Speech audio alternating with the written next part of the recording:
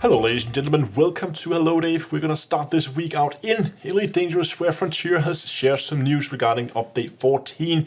We now have a date and we have a little, very small sneak peek at some of the things that's going to come, and the first destination of one of the Stargoids seems to have also been discovered. Let's start from the top. Update 14 is currently scheduled for the 29th of November. That is in about 2 weeks from now. Perfect day, I think, because I've been talking about this on Hello Dave before, that I was afraid that the expo in Star Citizen was going to overlap with what's happening over in Elite. Seems they're not, since Expo basically stops the day after that this launches, so I can cover most of the Expo and then we can move on and we can talk about Elite stuff after that. So that's awesome. Also, Frontier has, I'm not call it leaked, they mentioned doing their own live stream. So they have shared some information with us with one of the things they're going to change in update 14. And that is they're going to introduce a new Thargoid variant. And this Thargoid variant seems to be basically calling for help whenever it is engaged. So it seems maybe it's going to be like a similar to what we have with the Orthos variant, when we have this Thargoid that will just run away if it sees anything that it doesn't like, that it thinks is hostile. But in this case, it seems it's going to be like it's not quite going to run away, it is going to stay and fight, but it is also going to be calling in for help. They mentioned that there were going to be a lot more and they will make some fundamental changes. We'll see how fundamental those changes are when the update actually arrives on the 29th. Now, as I said, there's also been I wouldn't say absolutely confirmed, but pretty sure it's the destination of the first Stargoid, the first one discovered, also the ones that's closest to the bubble. Because the system Hyades Sectors YO-Q space B5-1 has been permit locked. It wasn't permit locked in the past, but all of a sudden there has now been a permit attached to the system. And I believe at the time of this recording, nobody really knows how to unlock that. Maybe there's something's gonna likely happen in that system, especially because it is right on the path of the first Stargoid, just a few light years ahead of it.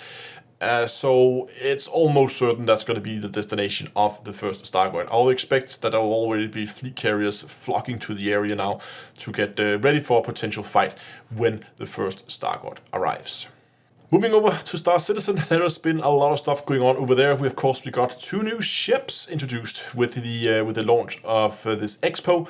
One, of course, being the Drake Cutter. Already done a video on that. A nice little small runabout. And there's been a lot of discussion regarding the fuel capacity of the ship. In the video that I did, and we could also see in game, is that it has 6,000 tons of quantum fuel. And there was a lot of discussions. I've seen a lot of discussions where people say, "Oh, it's a bug. They're gonna nerf it. It's way too much. It's never gonna work." I'm not so sure, because look at the Drake Corsair, also the new ship that has 5,000. So maybe they made the same bug or the same mistake on both of them. But you would also look at a ship like the Hull A, which was the latest ship before these two that got introduced into the game. Same deal. It has 10,000 tons of fuel. It has even more than those other ones. So we're beginning to see a lot of these ships with super high capacity being added into the game. And they've also been spread out across different tasks. We have the Hull A, which is a transport ship. We have the Drake Corsair, which seems to be a very decent combat ship. And we now also have the Drake Cutter, which is a small little runabout, fly-around shuttle kind of deal. All with these extremely big fuel tanks, extremely long ranges. I'm pretty sure that this is preparations for something like Pyro when that comes out with update 4.0. Because we know Pyro is going to be a significantly larger system than Stanton, it also means significantly longer distances to cover. And if you don't have an upgraded frameshift drive, it already takes 8 minutes to fly across Stanton from Crusader to Microtech. Now, if we're looking at distances like 100+ million kilometers, it can take a really long time to fly across the system, or you're going to need a very fast ship with a very big fuel tank in order to get across in a decent amount of time. So I could definitely see that this is intended. Another interesting thing with the Drake Cutter that I've noticed after I actually made the video is if you compare it to the Avenger Titan. So I actually mentioned in the video that the Avenger Titan has 8 SCU of cargo space, with the Cutter only having 4. Seems kind of weird. In fact, when we get this physicalized cargo, I don't see how the Titan can maintain its 8 SCU of cargo. There is not enough room inside the ship to fit 8 SCU boxes in it. It's just not possible. So I'm pretty sure there's going to have to be some rebalancing of that ship at some point. Another thing I want to mention about the Drake cutter that I was made aware of after, didn't spot with in my initial review of the video, of the ship, is its internal storage. So not its hangar storage, but internal storage for like weapons and armor is very small. It has like 0.6 SU of storage space, meaning you can basically carry 1, maybe 2 suits of armor in there, and then that's it. So it's not gonna be that good if you want to use it for like going out and looting a lot of stuff, like running derelict ship missions where you might loot a lot of stuff, because you're going to have to make a lot of trips back to the station all the time in order to drop stuff off. Now, let's talk about the live stream tomorrow.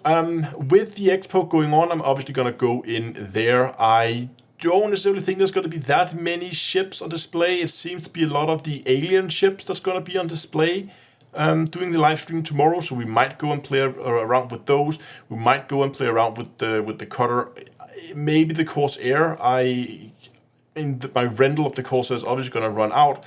Maybe I do have one for the subscription, I think, but I'm not sure how long that's going to last. Sometimes it's only there for like a week, so we can just quickly try it out, then it disappears again.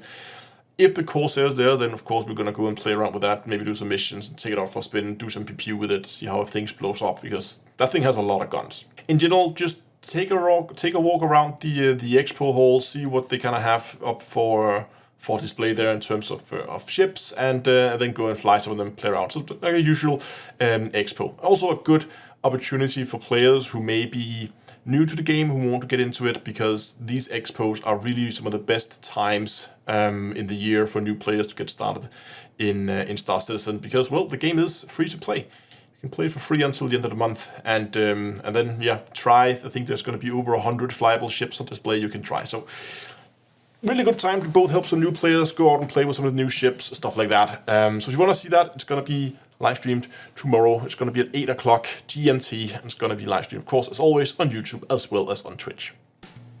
But that's been for this week. Thanks for watching, and until next time, I'll see you guys in space.